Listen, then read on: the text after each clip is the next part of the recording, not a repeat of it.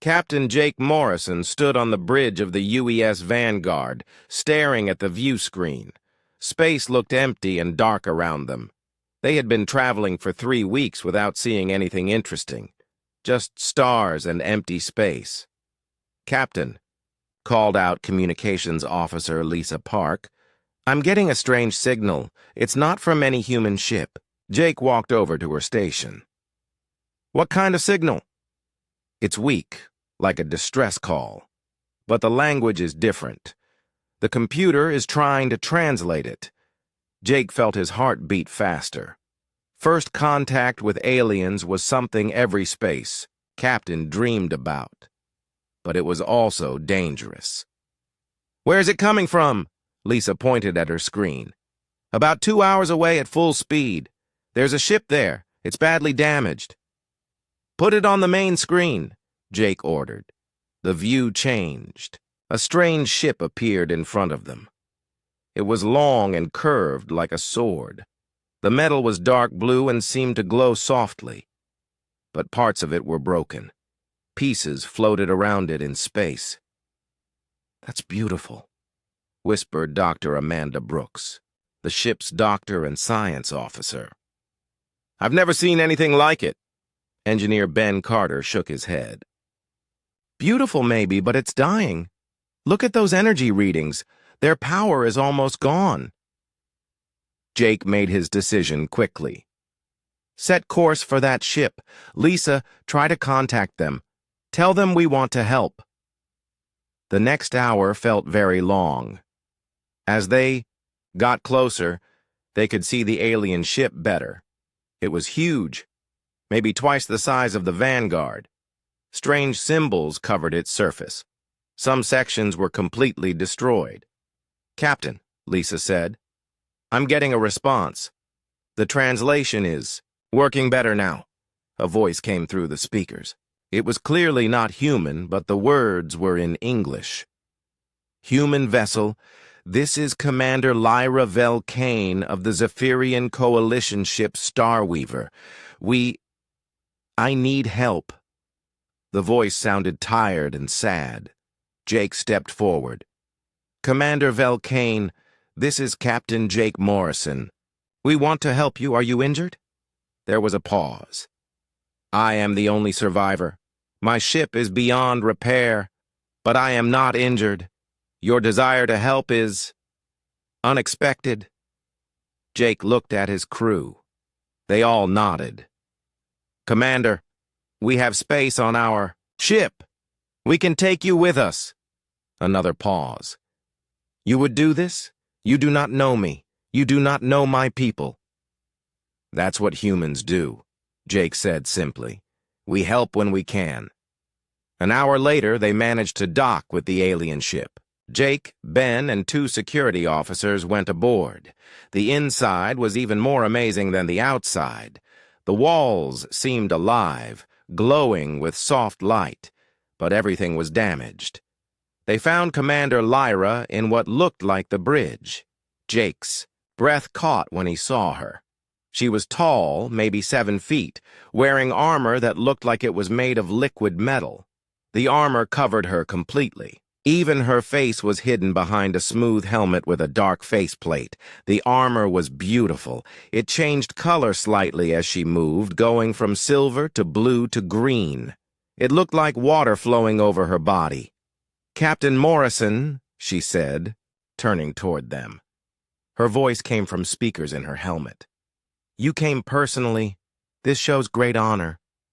Jake stepped forward. "Are you hurt? Do you need medical help?" Lyra moved gracefully toward them. Even in the damaged ship, she walked like a dancer. "I am not injured. This armor provides everything I need, but I thank you for your concern." Ben was looking around the bridge with wide eyes. "Commander, this technology is incredible. How does it work?" For the first time, Lyra seemed to laugh. The sound was musical. "Your engineer has a curious mind. I like this. Perhaps we can learn from each other." They spent 2 hours moving Lyra's personal belongings to the Vanguard. She didn't have much. some strange devices, what looked like books made of metal, and a small box that hummed with energy. "What about your ship?" Jake asked as they prepared to leave. Lyra turned back toward the Starweaver. Even through her helmet, Jake could sense sadness. "She was beautiful once, but she is beyond saving, like my home world." "Your home world?" "Zephyr Prime was attacked 6 months ago. The Starweaver and I were returning from a mission when it happened.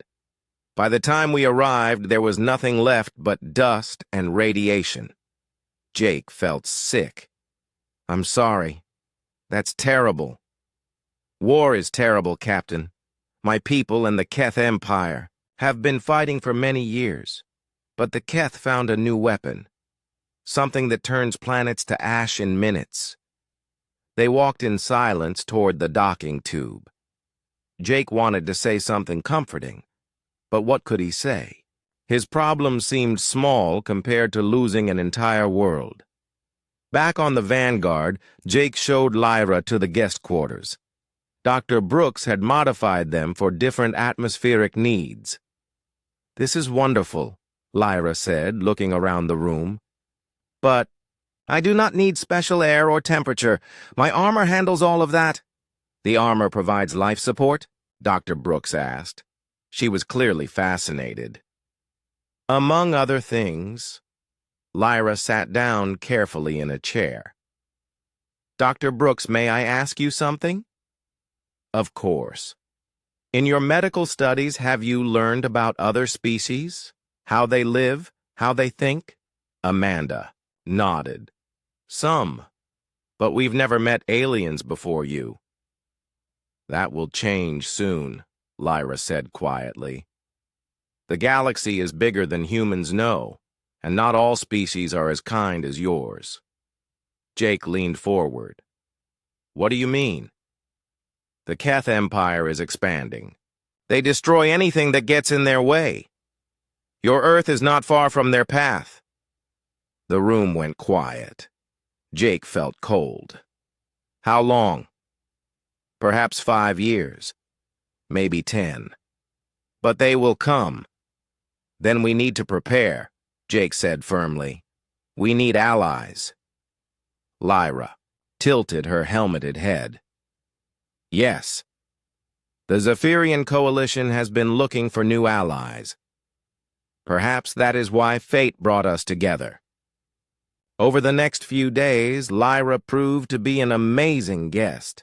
She learned about human culture quickly. She asked questions about everything: food, music, art, history. She was especially interested in human poetry. She also helped around the ship. Her armor could interface with almost any technology. She fixed problems that had puzzled Ben for months. She helped Lisa improve their communication systems. But Jake noticed something strange. Lyra never took off her armor, not even in private. Dr. Brooks had offered to check her health, but Lyra politely refused. "My armor provides all medical monitoring," she had said, "but I appreciate your care." On the 5th day, pirates attacked them. 3 ships came out of nowhere, demanding they surrender their cargo. Jake ordered battle stations. "Captain," Lyra said, standing up from her seat. "May I help?" "You don't have any weapons," Jake pointed out. Lyra's armor began to change. Parts of it shifted and moved. Suddenly, she was holding weapons that seemed to grow from her arms. "I am the weapon. The..." Battle was incredible. Lyra moved through the ship like lightning. Her armor protected her from energy blasts. Her weapons cut through the pirate boarding parties like they were made of paper. In 15 minutes, it was over. The pirates who survived fled in panic. Jake found Lyra in the corridor, her armor slowly returning to its normal shape. "That was amazing. How did you do that?" "Zephyrian combat training," she said simply. "We learned to become one with our technology." But Jake had noticed something during the fight. The way Lyra moved, the tactics she used, some of her responses, they seemed almost human. That night, Jake couldn't sleep. He kept thinking about their mysterious guest. She was beautiful, intelligent, and kind. But there was something about her that didn't quite fit. Something that made him think there was more to Commander Lyra Velkane than she was telling them. 3 months had passed since they rescued Lyra from her damaged ship. The Vanguard was now heading toward a meeting point where human and Zephyrian diplomats would build a new space station together. It was the first official cooperation between their species. Jake had grown to trust Lyra completely. She was always helpful, always calm in dangerous situations. But more than that, he found himself looking forward to their conversations. She had a way of seeing things that surprised him. "Captain Morrison," Lyra said one evening as they sat in the observation lounge. "May I ask you about human music?" Jake looked up from his reports. "What about it?" "I have been listening to your ship's music database. There is one song that I find very moving. It is called The Sound of Silence.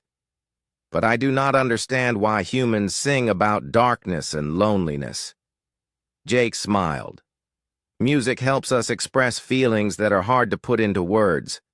Sometimes we feel alone even when we're surrounded by people." Lyra was quiet for a long moment. "Yes, I understand this feeling well. Do your people have music?" "We did." Her voice became sad. "Zephyrian songs were different from human music. We sang with our minds as well as our voices, but that is lost now." Jake wanted to comfort her, but he didn't know how. "I'm sorry." "Lyra." "You use my name often," she observed. "Most humans call me Commander."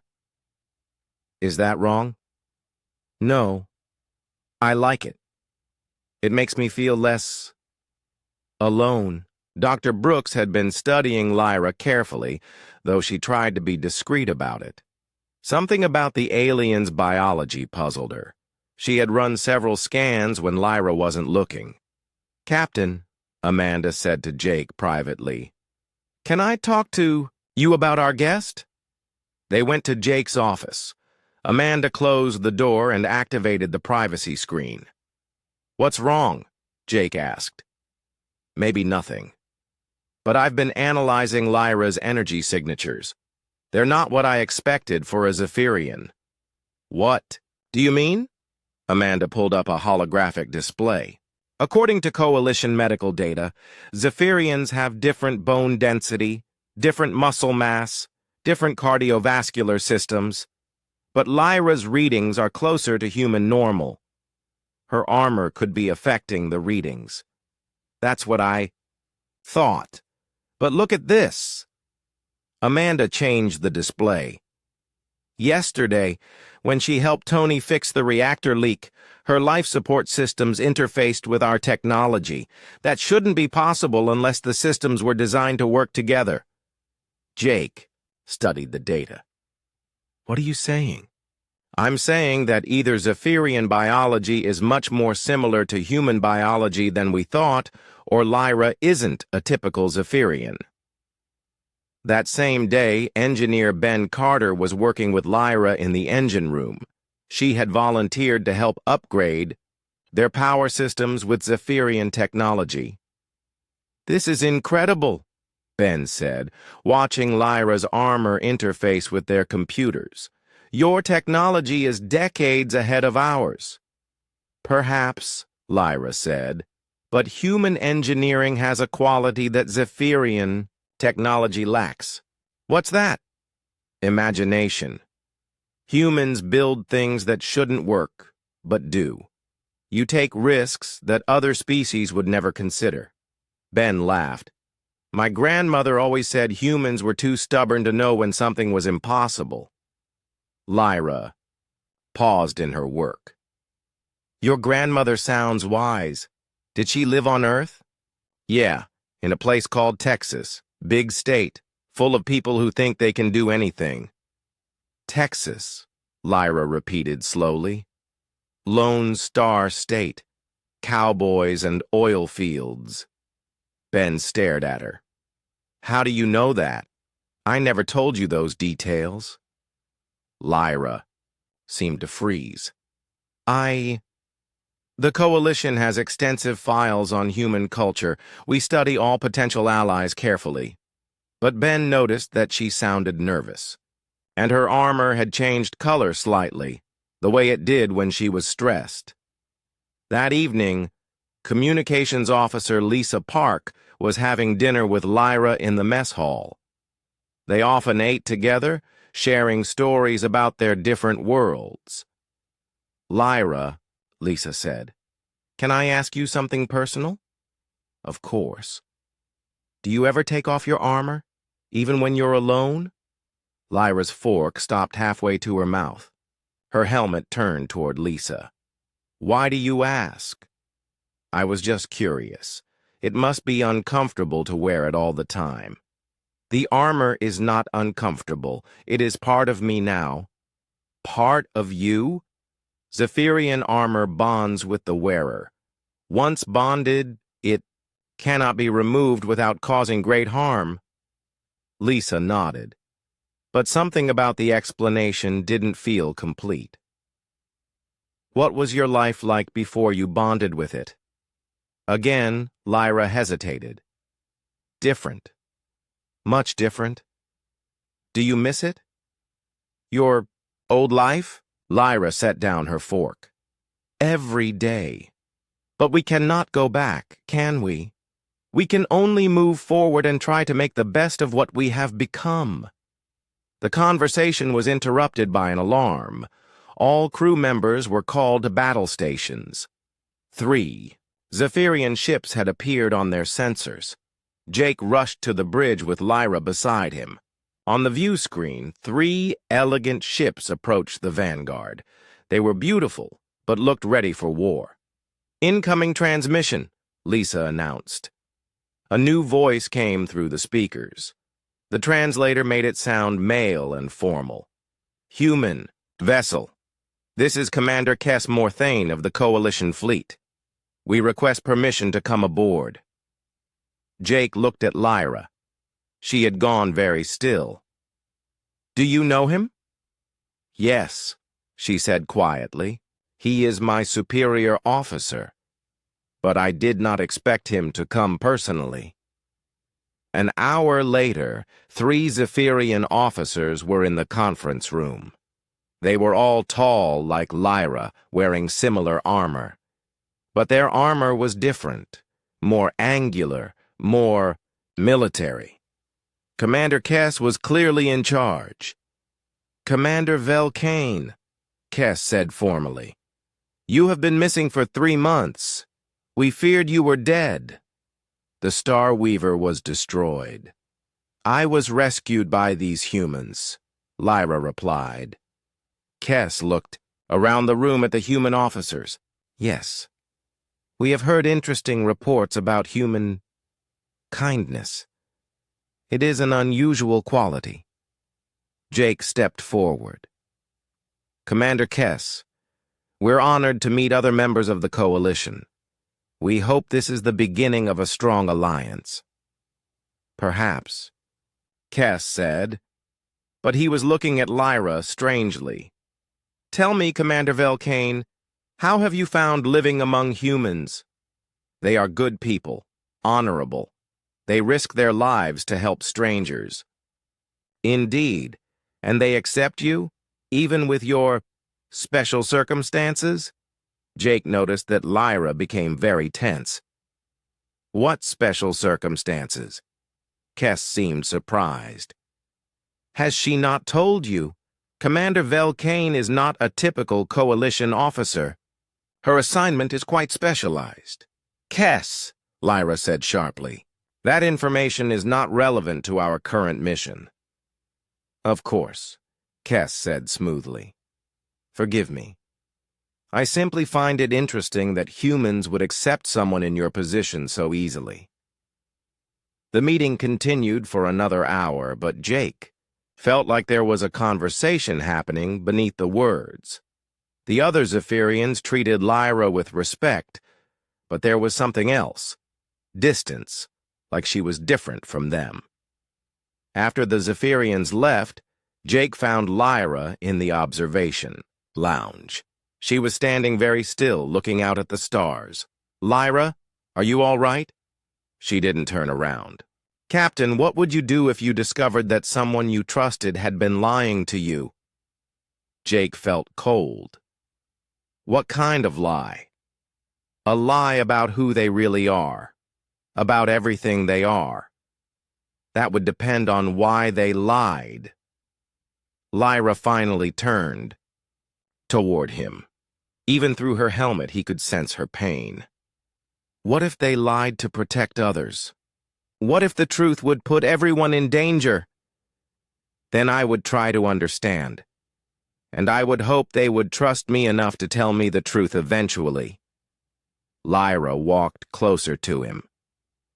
"You are a good man, Jake Morrison. Better than I deserve." "Lyra, you can tell me anything. You know that, right?" She reached out and touched his arm gently. Her armored hand was warm. "I know, and someday I hope I will be brave enough to do so." That night, Jake couldn't sleep again. Dr. Brooks's concerns, Ben's observations, Lisa's questions, and the strange meeting with the other Zephyrians all swirled in his mind. He was falling in love with Lyra. He could admit that to himself now. But he was also beginning to suspect that everything he thought he knew about her was wrong. The question was, did it matter? Whatever secrets she was hiding, whatever lies she might have told, he knew the person she was now. Kind, brave, intelligent, and caring. But as he stared out at the stars, Jake couldn't shake the feeling that very soon all of Lyra's secrets would be revealed. And when that happened, everything would change. Dr. Amanda Brooks couldn't sleep. She had been studying the medical data for weeks, and the results made no sense. She got up and went to her lab in the middle of the night shift. "Computer, display all biological scans of Commander Vel Kane." The holographic displays lit up around her. Bone density charts, muscle mass readings, cardiovascular data, and brain activity patterns filled the air. Amanda had run these scans secretly whenever Lyra was near her medical equipment. "Computer, compare these readings to standard Zephyrian biology." New charts appeared. The differences were obvious. Amanda felt her heart racing as she studied them. "This is impossible," she whispered. According to the data, Lyra's bone structure was essentially human. Her muscle density was higher than normal human levels, but still within the range of someone who had undergone heavy physical training. Most telling of all, her brain patterns showed human neural pathways. Amanda had seen similar patterns before, in military volunteers who had undergone experimental treatments to enhance their physical abilities.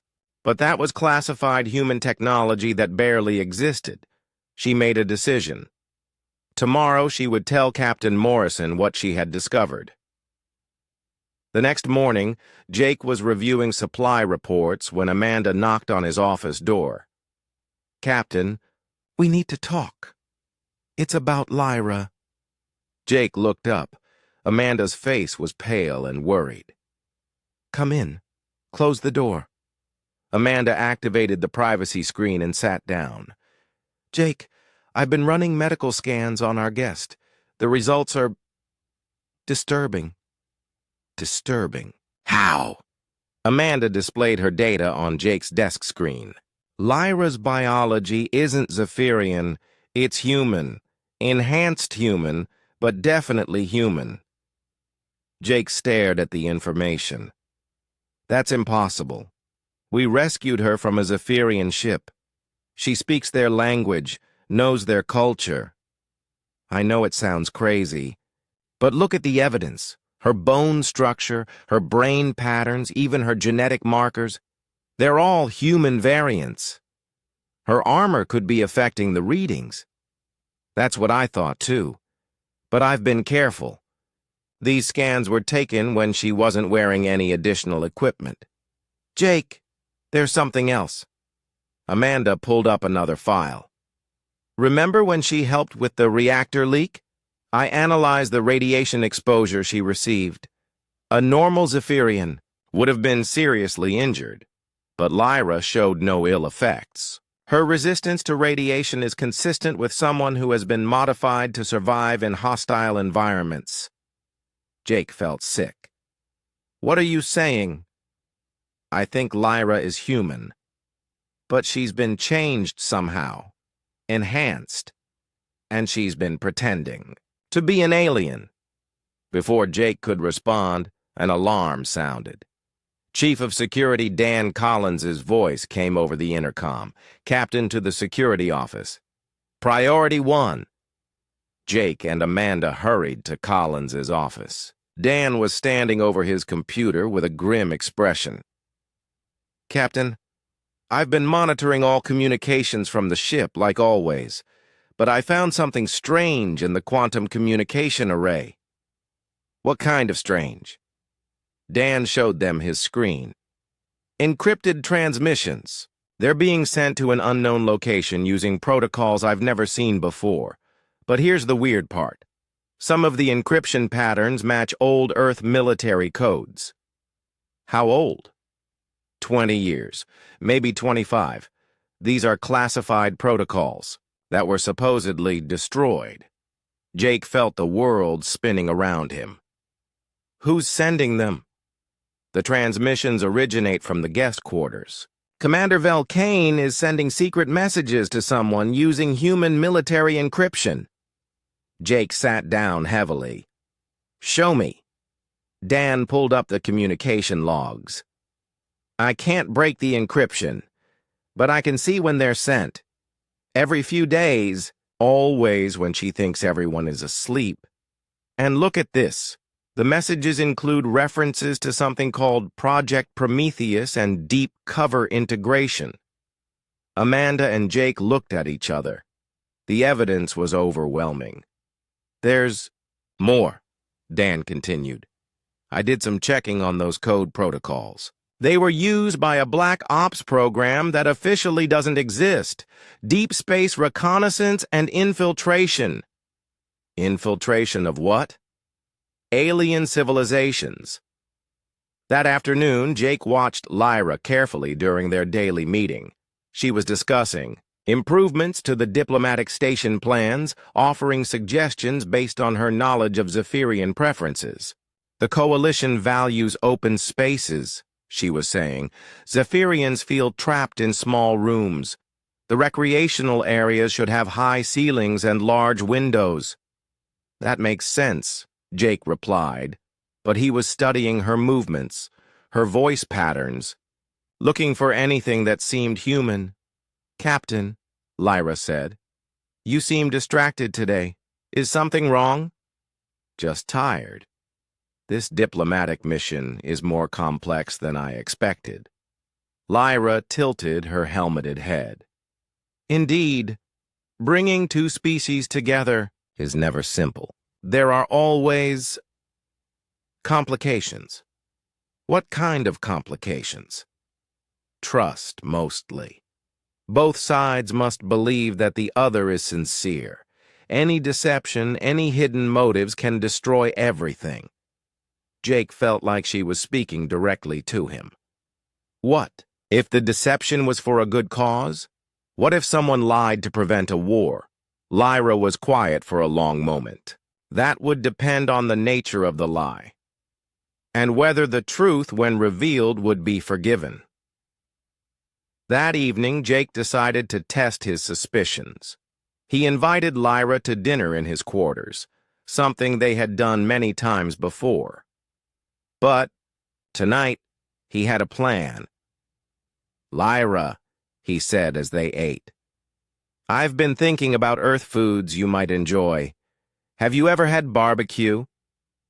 Barbecue, she repeated. I am not familiar with this term. It's a way of cooking meat, very popular in the southern United States, especially in places like Texas and Kansas. Lyra paused with her fork halfway to her helmet's feeding port. Texas. You mentioned this place before. Beautiful state, wide open spaces, friendly people. I grew up in a small town called Abilene. Best barbecue in the county at a place called Murphy's Pit. Jake watched Lyra carefully. For just a moment she seemed to react to the name, a slight tension in her posture. You speak of Earth with great fondness, she said carefully. It's home. Do you miss your home world? Every day. But missing something does not bring it back. Jake pressed further. What was your hometown like? It was green. Many trees. The air smelled of growing things. Sounds like Earth. Maybe like the Pacific Northwest, Oregon, or Washington State. Again, that slight reaction. Perhaps. I have studied human geography extensively. As part of your diplomatic training? Yes. It is important to understand the people you work with. Jake made his decision. Lyra, I need to ask you something, and I want you to be completely honest with me. She set down her fork. Of course. Are you human? The silence stretched between them. Lyra sat perfectly still for nearly a minute. When she finally spoke, her voice was very quiet. Why do you ask this question? Because the evidence says you are. Your biology, your knowledge of Earth culture, your military tactics, even the way you send encrypted messages using human protocols. Lyra stood up slowly. You have been spying on me. I've been trying to understand you. Lyra, I don't care what species you are. I care about who you are as a person, but I need to know the truth. The truth. Lyra walked to the window and looked out at the stars. The truth is dangerous, Jake. For you, for your crew, for both our species. Tell me anyway. She turned back toward him.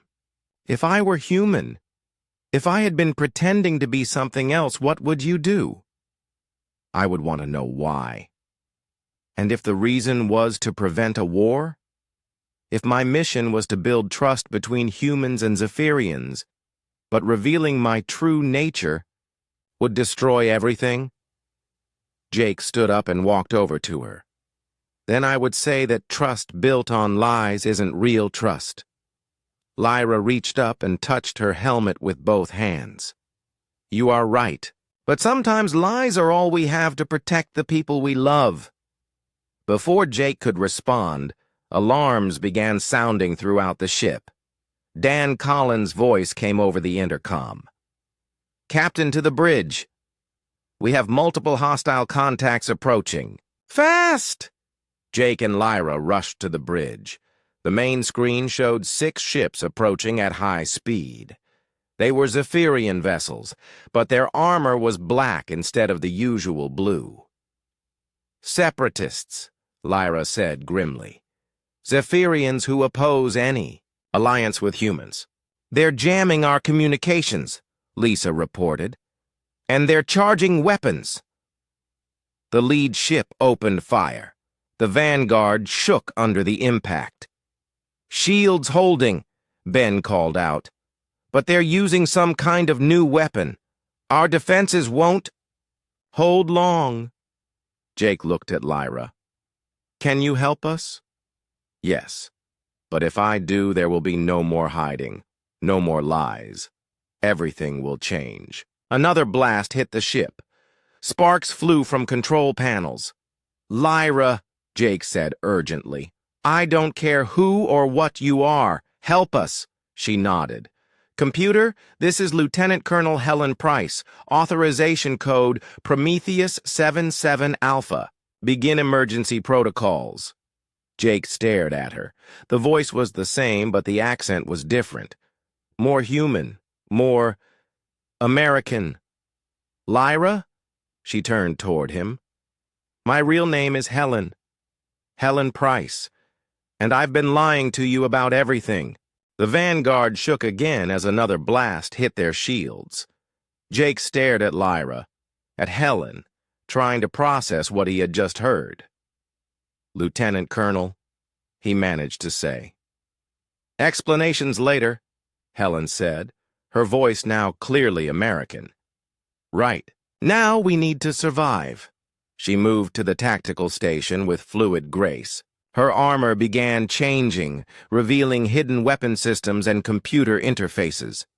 Ben, I need you to reroute power from the secondary systems to the forward shields, she called out. Lisa, open a channel to the attacking ships. Dan, prepare to launch countermeasures on my mark. The crew obeyed without question, even though they were clearly confused. Helen's knowledge of their ship's systems was perfect, too perfect for someone who had only been aboard for 3 months. Channel open, Lisa reported. Helen stepped forward. When she spoke, it was in fluent Zephyrian. Jake's universal translator kicked in. This is Commander Lyra Velkane to Separatist ships. You are attacking a diplomatic vessel under coalition protection. Stand down immediately. The response came quickly. Velkane, you are a traitor to our people. You have been corrupted by human influence. Surrender now, and we will make your death quick. Helen's hands clenched into fists. I have spent 20 years serving the coalition. I have never betrayed my oath. Your oath was to Zephyr Prime, not to these human animals. You will pay for your crimes. The transmission ended. More weapons fire struck the vanguard. Shields down to 40%, Ben called out. Helen turned to Jake. Captain, I need you to trust me. I'm going to do something that will change everything. What? I'm going to show them what I really am. But once I do, there's no going back. The secret will be out. Jake looked around the bridge. His crew was scared but determined. They trusted him to make the right choice. Do it, he said. Helen nodded. She walked to the center of the bridge and placed her hands on her helmet. Computer, begin life support transition. Authorization price Alpha 7. A new voice came from the ship's speakers, a voice Jake had never heard before. Authorization confirmed. Beginning transition sequence. Warning. This process cannot be reversed. Helen's armor began to change.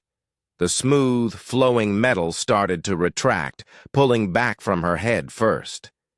Jake held his breath as her helmet dissolved away.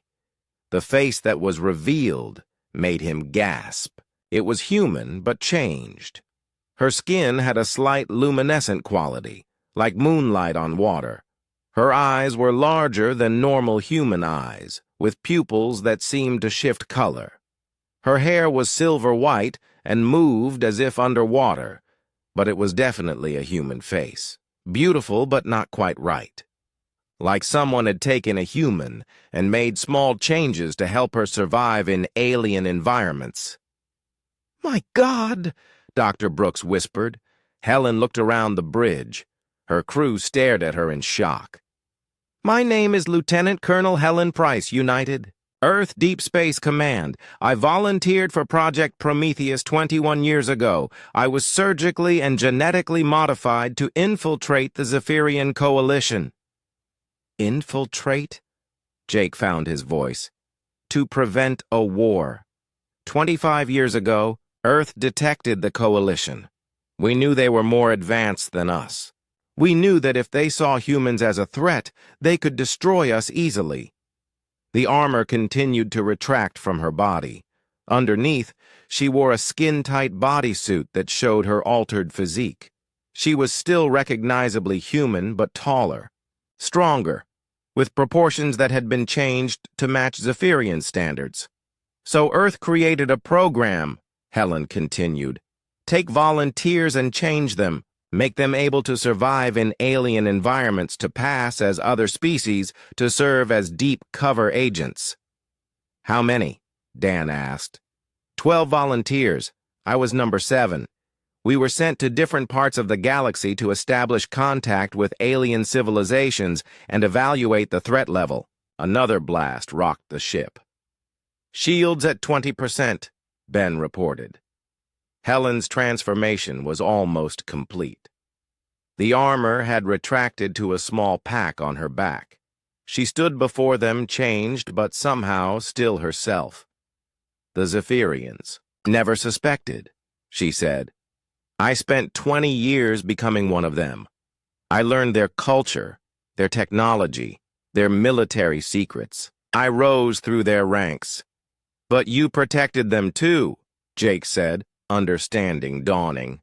"When you said the Keth Empire destroyed your homeworld, I wasn't lying about my feelings. Zephyr Prime became my home. Those people became my family. When the Keth attacked, I lost everything I had built." The lead separatist ship moved closer. Jake could see it preparing for a final attack. "They're going to destroy us," Lisa said quietly. Helen walked to the communications station. "Open a channel to all ships. Visual." "Are you sure?" Jake asked. "It's time for the truth." The channel opened. Helen stood in front of the main screen, her transformed appearance clearly visible. "This is Lieutenant Colonel Helen Price of Earth," she said. "I have lived among you for 20 years as Commander Lyra Vel Kane. I have served the Coalition with honor and loyalty." The response was immediate chaos. Multiple voices shouted over each other in Zephyrian. The universal translator caught fragments. "Impossible! Human spy! Deception!" Helen waited for the noise to die down. "I came to your people as an enemy. I was sent to spy on you, to learn your weaknesses, but I stayed to protect you. The humans are not your enemy. The real threat is the Keth Empire." The separatist commander's voice came through clearly. "Human. Lies. You infiltrated our most sacred institutions." "Yes, I did. And I used that position to prevent conflicts that would have killed millions. How many Zephyrian lives did I save by redirecting aggressive human expansion? How many human colonies did I protect by sharing coalition defensive technology?" Jake watched the tactical display. The separatist ships had stopped firing, but they hadn't withdrawn. 20 years, Helen continued. 20 years of service to both species. I am not your enemy. I am proof that humans and Zephyrians can work together. "You are an abomination," the separatist commander replied. "Neither human nor Zephyrian. You belong to no one." Helen's face showed pain, but her voice remained steady. "Perhaps you're right, but I belong to the idea that different species can live in peace. I belong to the hope that understanding can overcome fear." Jake stepped forward to stand beside her. "She saved my ship and my crew. She's fought beside us, protected us, guided us. I don't care what species she started as. I know who she is now." One by one, his crew moved to stand with them. Dr. Brooks, Ben Carter, Lisa Park, Dan Collins, they all showed their support. The separatist ships remained motionless for long minutes. Finally, the commander spoke again. "This changes nothing. The humans cannot be trusted. And you, creature, you will be hunted by both sides now. Your deception will be your death." The ships turned and disappeared into hyperspace. Jake looked at Helen. She was staring out at the empty space where the ships had been. "They're right," she said quietly. "Everything is changed now. The Coalition will never trust me again. And Earth," she shook her head. "Earth might see me as compromised, as someone who went native. What will you do? Helen turned toward him. Her strange, beautiful eyes met his. I don't know. For 20 years, I've known exactly who I was and what I was supposed to do. Now, Dr. Brooks stepped forward. Helen, can I ask you something medical? Of course. The modifications you underwent. Are they stable? Are you healthy? Helen's expression became sad.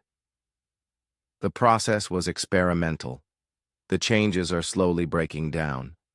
I have maybe 6 months before the armor can no longer sustain my hybrid. Physiology. The bridge went quiet. Jake felt like someone had punched him in the stomach. 6 months? Maybe less. The armor isn't just protective equipment. It's life support. It's been keeping my modified organs functioning, but the biological changes are failing. Jake made a decision. Then we'll find a way to fix it. Jake. No. We'll find a way. You saved my ship, my crew, probably both our species. We're not giving up on you now. Helen looked around at the faces surrounding her. For the first time since he had known her, she seemed to let her guard down completely. Thank you, she whispered. I've been alone for so long, I forgot what it felt like to have people who cared. Jake reached out and took her hand. Her skin felt warm and alive, despite its strange appearance. You're not alone anymore. 2 weeks after Helen's revelation, the Vanguard arrived at the diplomatic station construction site. The massive structure hung in space like a metal flower, with human and Zephyrian ships working side by side to complete it. But everything had changed since word of Helen's true nature spread through both fleets. Captain Morrison, came a transmission from the lead Zephyrian ship. This is Admiral Kess Morthane. We need to discuss the situation with the individual on your ship. Jake looked at Helen, who stood beside him on the bridge. She had kept her armor retracted, showing her transformed appearance to everyone. The crew had adapted quickly, but the political situation was much more complicated. Admiral, Commander Vel Kane has been a valuable ally. Her knowledge and experience have been crucial to this mission. Captain, she is not Commander Vel Kane. She is a human spy who has deceived our people for 20 years. Her presence threatens everything we are trying to build here. Helen stepped forward. Admiral, may I speak? There was a long pause. You may speak, but I will not call you by any Zephyrian name. I understand. Admiral, I know my deception has caused anger and mistrust, but I hope you can see past that to what we've accomplished together. This station exists because humans and Zephyrians learned to work as equals. Through lies and manipulation. Through understanding and sacrifice. Yes, I lied about who I was, but I never lied about believing in peace between our species. Dr. Brooks had been working around the clock, trying to find a way to stabilize Helen's failing biology. She came to Jake's quarters that evening looking exhausted but excited. I think I found something, she said. Jake and Helen both looked up from the reports they were reviewing. What kind of something? Helen asked. The modifications done to your body were incredible, but they were designed as a temporary solution. The scientists who created Project Prometheus knew the changes wouldn't last forever. Amanda pulled up a holographic display. But they built in a fail-safe, a way to make the modifications permanent if the agent decided to commit fully to their new identity. What kind of fail-safe? Jake asked. Genetic therapy using Zephyrian medical technology. The original modifications were crude by comparison. But if we can access Coalition medical databases, we might be able to complete the transformation properly. Helen was quiet for a long moment. That would mean giving up any chance of ever being fully human again. Yes, but it would also mean you could live, and maybe in time serve as a real bridge between our species. Before Helen could respond, alarms began sounding. Dan Collins's voice came over the intercom. All senior officers to the bridge. We have a problem. They rushed to the bridge to find chaos on the main screen. 3 Keth Empire ships had appeared near the diplomatic station. They were massive, dark vessels that seemed to absorb light. They're demanding to speak with the human and Zephyrian commanders, Lisa reported. They say they have a message for both species. The main screen changed to show the interior of a Keth ship. The aliens were tall and insect-like, with multiple arms and compound eyes. Their leader spoke in a harsh, clicking language. Humans, Zephyrians, your pathetic alliance ends here. We have come to claim this system for the Keth Empire. You have 1 hour to surrender or be destroyed. The transmission ended. How many ships do we have? Jake asked. 12 human vessels, 8 Zephyrian ships, Dan replied. The Keth have 3 ships, but they're much larger than anything we've got. Helen studied the tactical display. It's not enough. The Keth ships are planet killers. They could destroy this entire system if we fight them directly. Then what do? Jake asked. Helen turned toward him. Her strange eyes were bright with determination. We do what humans do best. We take a crazy risk that shouldn't work. She explained her plan quickly. It was insane, dangerous, and required perfect coordination between human and Zephyrian forces. It also required someone to board a Keth ship and sabotage their weapon systems from the inside. I'll go, Helen said. Absolutely not, Jake replied immediately. Jake, I'm the only one who can do this. My armor can interface with almost any technology, and if I don't make it back... She touched his face gently. At least I'll die as myself, not as a lie. Admiral Kess came aboard the Vanguard for an emergency planning session. He looked at Helen with obvious discomfort. I do not like this plan, he said. Too much depends on trusting someone who has already proven she can deceive us. Admiral, Helen said calmly, I understand your anger, but right now, I'm the best chance both our species have for survival. Why should we trust you? Helen stood, up and walked to the viewport. The Keth ships were visible in the distance, dark shapes against the stars. Because 21 years ago I was a human soldier who volunteered to become something else to protect my people. Today, I'm offering to die to protect both our peoples.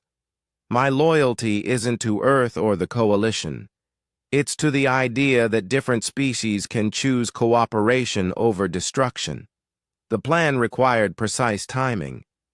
Human and Zephyrian ships would coordinate their attacks to draw the Keth ship's attention while Helen infiltrated the lead vessel. Jake insisted on piloting the stealth shuttle that would get Helen close to the Keth ship. You don't have to do this, he told her as they approached their target. Yes, I do.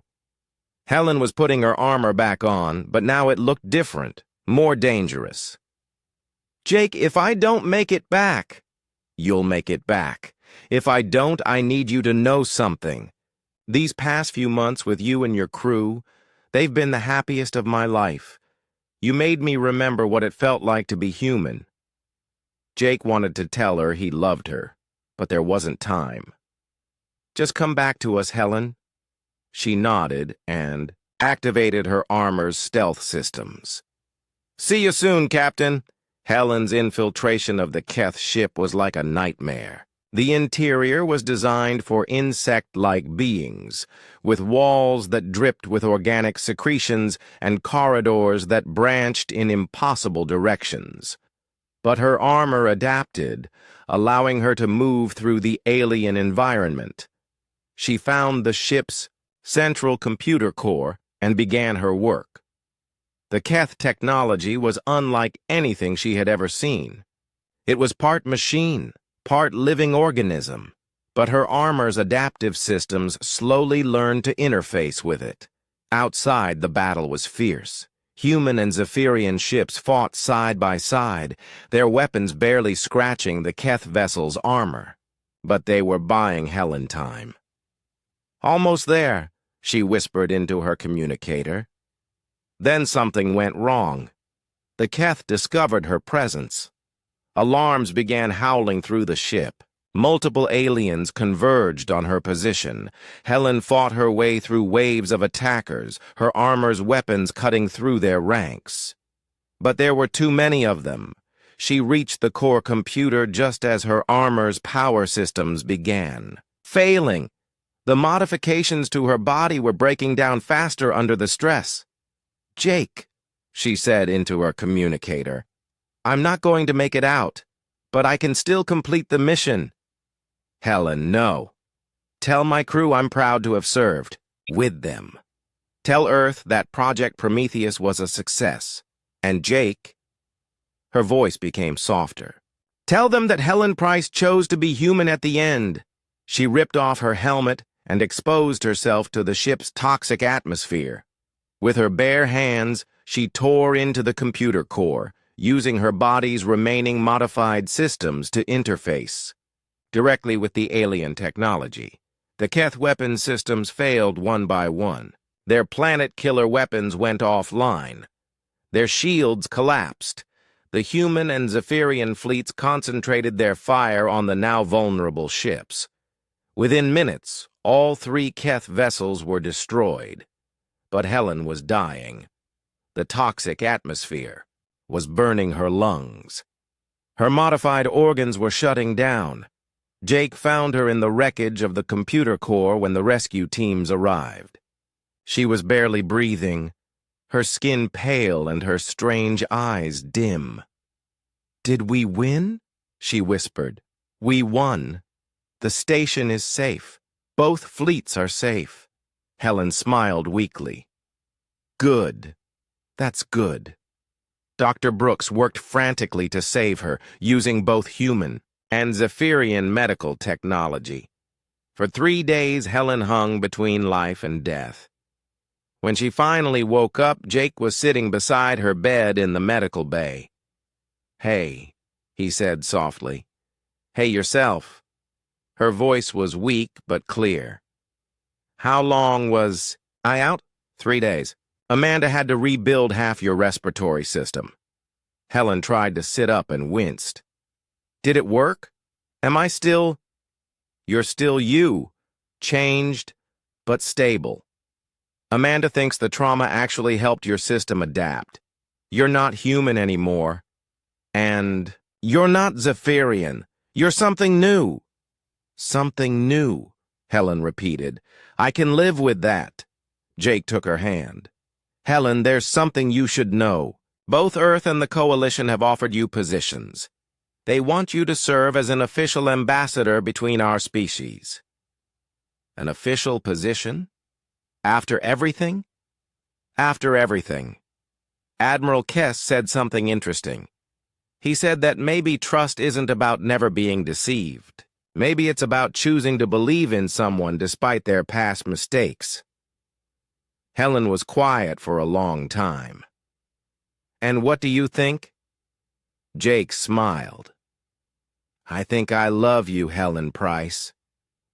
Whatever you are, wherever you came from, whoever you choose to be." She squeezed his hand. "I love you too, Jake Morrison. Thank you for helping me remember how to be human." 6 months later, Ambassador Helen Price stood on the observation deck of the completed diplomatic station. She wore a new kind of armor, lighter, more elegant, designed to enhance